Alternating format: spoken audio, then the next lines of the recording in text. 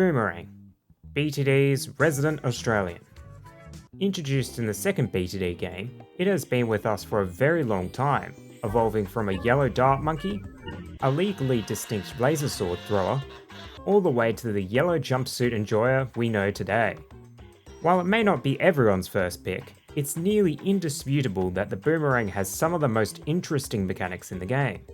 The top path upgrades its wooden rangs into piercing metallic glaives that come with built-in aimbot and eventually orbit the monkey. The middle path trades away a large portion of its flesh to fire boomerangs extremely fast, while the bottom path swaps its regular boomerangs with straighter Kylie rangs that can occasionally knock back Moab class balloons. But that's enough yapping, so let's get right into it. Now, the top path is one of the most iconic paths in the game. From its homing projectiles to orbiting glaives, it has almost everything to be a solid cleanup monkey. Starting with improved rangs and glaives, they are just your stock standard pierce upgrades, but glaives also increase the projectile's radius by 50%. While not half bad by themselves, they act more as stepping stone upgrades rather than something that you explicitly stop at. Speaking of which, Glaive Ricochet pulls a Billy Mitchell and uses cheats. I mean, a really good gaming chair to give themselves pixel perfect accuracy. But seriously, this new attack pattern significantly improves the Boomerang's early game performance. And when cross-path with red hot rangs, its only main weaknesses are camos and space balloons. But given its low price, it's easily fixed by purchasing other monkeys. Now more Glaives simply does what Glaive Ricochet does, but better. It doubles the Glaive's pierce, triples its attack speed, triples its bounce distance, along with adding neat bonuses to projectile speed and damage to ceramics. Together, these buffs elevate the Boomerang to be a decent mid-game balloon DPS, provided Monkey Knowledge is active. Okay, you might be a bit confused when I say that, but recently Moor Glaives got a rework to make it $1,000 cheaper, at the cost of a quarter of its pierce. I know it may not sound bad, but due to the projectile's low base damage, it tends to split ceramics into piles of low tier balloons, which quickly pierce cap it. So when it's put up against ceramic rushes like round 63, it tends to struggle a lot. However, when the extra bounce monkey knowledge is active, each glaive gets plus 30 pierce, which mostly makes up for the weakness on non-expert maps. The only obvious problem is that monkey knowledge is disabled in chimps, so you're kind of shit out of luck in that mode without some heavy support. Not to mention it has effectively zero Moab damage, so you're going to need something else to deal with them as well. Look, Moor Glaives is a cheap balloon DPS, but it's too monkey knowledge and buff dependent to be worth purchasing outside of being a stepping stone upgrade. Now for the final upgrade in this path, Glaive Lord embraces the full queso lifestyle and becomes so dense that it has enough gravitational pull to have its own glaives orbit it. But luckily, these glaives are strong enough to pop pretty much any small balloon, including the ones the Boomerang has a minor skill issue in seeing. The Glaive Lord also now applies a Moab shredding dot effect to the first blimp that it hits, along with removing its limitations to the glaive's jump distance and the number of times it can hit the same balloon. While these changes allow the Glaive Lord to solo anything up to a regular BFB, on harder maps, especially the ones that lack a good bend, it struggles to provide reliable cleanup in the late 90s without heavy support. Honestly, I don't like dunking on it because the Glaive Lord is one of my favourite monkeys to place down and go AFK for a while. However, the recent rework that replaced a lot of its damage with attack speed and pierce killed a lot of its late game DPS, and its reduction to the dot's duration hurt its synergy with the final harmonic. Now, cross-pathing the top path boomer though is more a question of whether or not you want to buff it. Technically, the mill cross path is the strongest, because the extra attack speed compounds better with other attack speed buffs. But reliable D-lead or normal damage is expensive to obtain, and hyper buffing a Glaive Lord isn't as worthwhile as it used to be. In my opinion, the bottom path takes the crown as the best cross path because it gives the easiest source of normal damage, and it's generally the better cross path for the previous upgrades without buffs. Moving to the middle path, we have a monkey that focuses on increasing its attack speed through any means necessary. Starting with faster throwing and faster rangs, they each increase the Boomerang's attack speed by 33.3%, while the latter also increases the projectile's speed by 30%. Like what I've said for other attack speed upgrades, it's alright by itself, but exponentially more useful when used as a crosspath. Upgrading to Bionic Boomerang, the Boomerang Monkey understands the weaknesses of its flesh and swaps out its throwing arm with a cybernetic implant. The Bionic arm attacks 2.52 times faster than its regular arm and packs a +2 mob damage bonus. Although the upgrade provides a decent DPS increase for its cost, Bionic Boomerang is rather selective with the tracks it's viable on. If the map features a lot of curves or loops that align perfectly with the Boomer's throwing arc, it can be pretty good. But if the track is obstructed by many line of sight blockers, well, it's going to have a hard time popping balloons. Sure, extra attack speed can solve many problems, but it can't save you if the rangs are smacking directly into a wall. Moving to Turbocharge, the Boomerang gains an ability that temporarily makes it attack 7 times as fast. That's it. Okay, but seriously, the ability also increases the Boomerang's base damage by 1, and if Monkey Knowledge is active, it also allows the Boomerang to see camos. However, there is one glaring weakness of this ability: its uptime. Turbocharge only lasts 10 to 15 seconds depending on Monkey Knowledge, but it has a 45-second cooldown. I get this is done to stop the Boomer's cheap battery from becoming a fire hazard, but it's not a monkey that you can simply place down and expect it to dominate. Using the ability at the right times is essential for beating some of the blimp-heavy waves during the mid-game, and since it's effectively a Bionic Boomerang when on cooldown, you need a secondary DPS monkey to cover for it.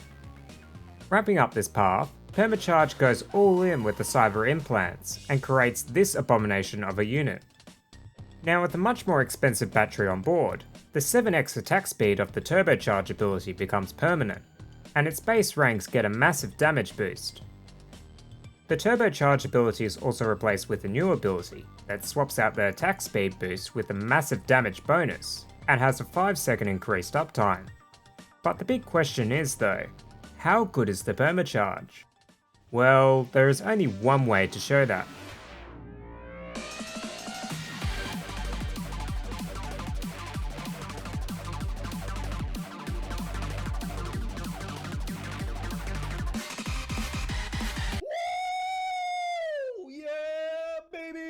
Yeah, Permacharge is amazing. Wait, how much does this upgrade cost again?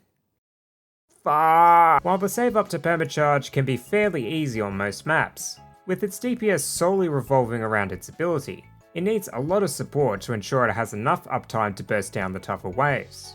Which for the record, isn't cheap. Not to mention one of its greatest synergies, Bluestorm, is also an ability, so rev up those fryers for a game of micromanagement. But Silas and a heavily discounted Impale can be a great combo if you're in for a more chill game. No puns intended.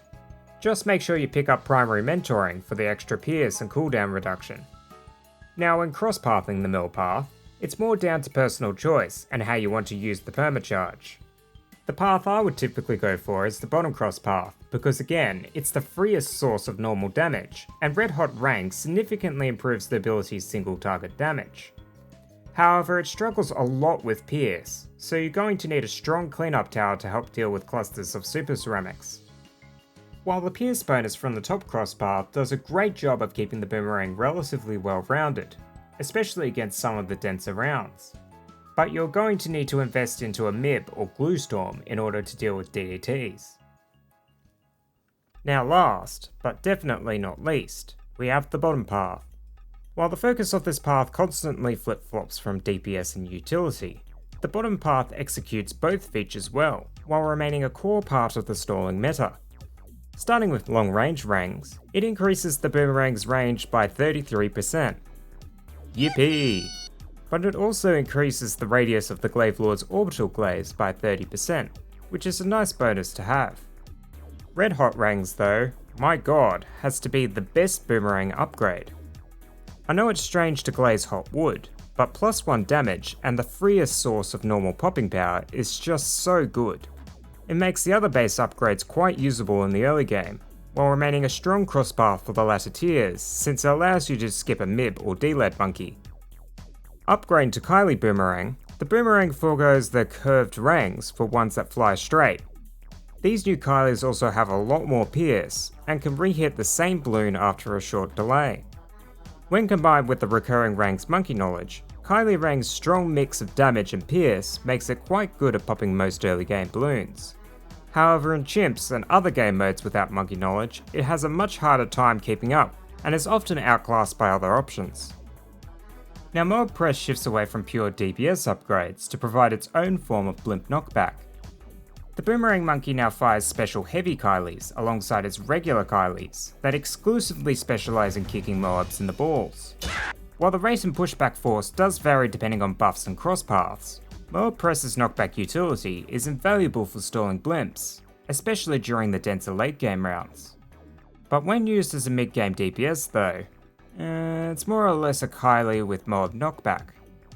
It tends to struggle for similar reasons as the other tier 4s, and it often needs a secondary tower to help save into its following upgrade. Speaking of which, Moab Domination is essentially a Moab Press, but it actually does damage. While it ditches a lot of its clothes for some godforsaken reason, Moab Dom doubles the attack speed of its base and heavy Kylies, while multiplying its damage by 6. The heavy Kylies also now explode, rather than returning, further increasing its DPS. And while it's jaw-droppingly expensive, Moab Domination actually provides enough damage to justify its cost. 99% of the time, primary training and an overclock is all you need to make Moab Dom consistent enough to beat most late game rounds. However, if the track isn't straight, you might need a stalling monkey to prevent being overrun by ceramics. Crosspathing the bottom path boomer is pretty cut and dry, because 99% of the time, the extra attack speed provided by the middle path makes Kylie Rangs and Moab Dom a whole lot more consistent than the top path's pierce and knockback bonus. The only real nuance goes to the Moab Press, because the top cross path is generally the better pick if you're exclusively using it to stall dense late game waves. But if you're getting in on multi-lane maps, or using it against fast and slow blimps alike, it's still better to go with the middle cross path due to it being more consistent. Now when the strengths of each of the Boomerang's paths are combined, we get the Glaive Dominus. Okay, the last time I covered the Glaive was just over 2 years ago, which was right after the Paragon rework. While a few things have changed since then, namely the 25k price reduction, for all intents and purposes, it's effectively the same. The Glaive Dominus still loses to the same free play rounds, give or take RNG, and it's still a good Paragon for tier 3 and 4 elites. But one point I didn't nail down in that video was the Paragon's consistency. Except for Dread Balloon's primary immunity phase, Glaive Dominus doesn't really have any major weaknesses against bosses. And the ricocheting glaives are great against bosses that spawn swarms of balloons like Bloonarius, Lich and Dread Balloon. Of course its lower cost compared to other Paragons makes it weaker overall against tier 5 elites in free play. However, its cost-effective DPS makes it a staple for most boss runs. But otherwise, that is my take on the Boomerang Monkey. So thanks for watching, and I'll see you all in the next video.